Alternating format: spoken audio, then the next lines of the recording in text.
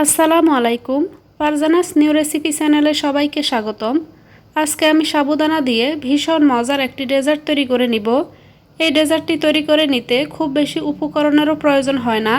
হাতের কাছে থাকা অল্প কয়েকটি উপকরণ দিয়ে খুব সহজে আপনারা ঝটপট এই ডেজার্টটি তৈরি করে নিতে পারবেন। এই প্রচণ্ড গরমে খুব সহজে তৈরি করা এই ডেজার্টটি আপনারা যাকেই খাওয়ান না কেন সেই অনেক পছন্দ করবে। আশা করছি আমার আজকের এই ডেজার্ট আইটেমটি আপনাদের অনেক ভালো লাগবে। রেসিপিটি ভালো লাগলে প্লিজ চ্যানেলটিকে সাবস্ক্রাইব করে ভিডিওতে একটি লাইক দিয়ে দিবেন। এখানে একটা বাটিতে আমি নিয়ে নিব 1.5 কাপ পরিমাণ সাবুদানা।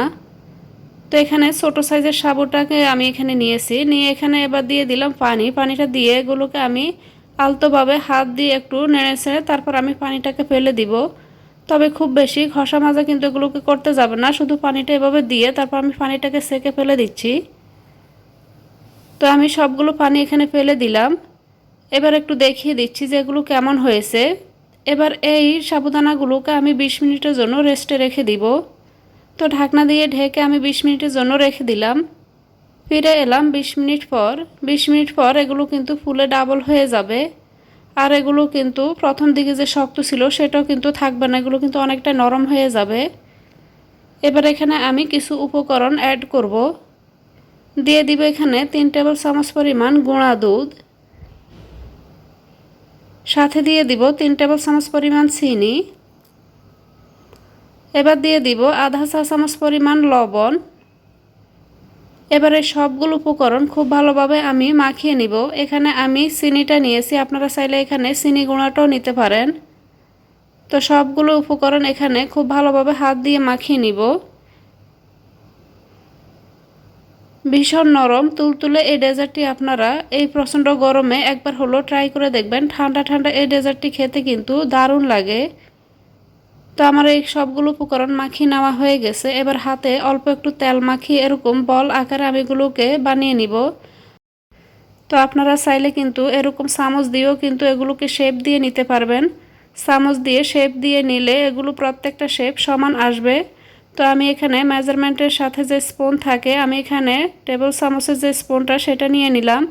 তো এই চামচ দিয়েই আমি এখানে এই ডেজার্টটির শেপ দিয়ে দিব। তো তার আগে আমি এখানে দুধটাকে জাল করে নিব। 2 লিটার পরিমাণ দুধ নিয়েছি, তার সাথে দিয়ে দিলাম কয়েকটি এলাচ, 4/3 কাপ পরিমাণ চিনি, 1 চিমটি লবণ এবং সামান্য কিছু জাফরান দিয়ে এবার এগুলোকে নেড়েচেড়ে আমি জাল করে নিব। তো দুধটাকে কিন্তু খুব ভালোভাবে জাল করে নিতে হবে। দুধটাতে বলক না আসা পর্যন্ত কিন্তু সাবুদানার এই নাস্তাগুলো দেওয়া যাবে না।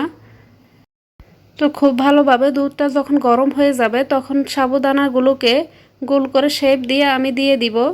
তো এখানে দুধে যখন বলক চলে এসেছে তখন আমি এখানে 1 চামচ করে সাবুদানা দিয়ে এভাবে আমি হাত দিয়ে গোল করে নিয়ে নিব। তবে এই চামচটাতে আমি সাবুদানার এই মিশ্রণটা নেওয়ার আগে একটু হালকা তেল মাখিয়ে নিয়েছি। তো এবার একটি একটি করে এভাবে দিয়ে দিচ্ছি। আপনারা চাইলে হাত দিয়েও কিন্তু গোল গোল করে দিতে পারেন। তো এখানে আমি দুধের মধ্যে একটা একটা করে সবগুলোকে এখানে দিয়ে দিব। তো দেখে নিশ্চয়ই আপনারা বুঝতে পারছেন যে কাজটি আমি কিভাবে করে নিচ্ছি।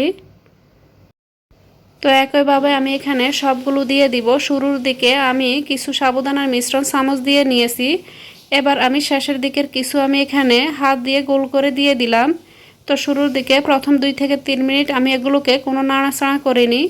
পরের 2 থেকে 3 মিনিট পর আমি হালকাভাবে এগুলোকে একটু নেড়েচেড়ে মিশিয়ে নিব।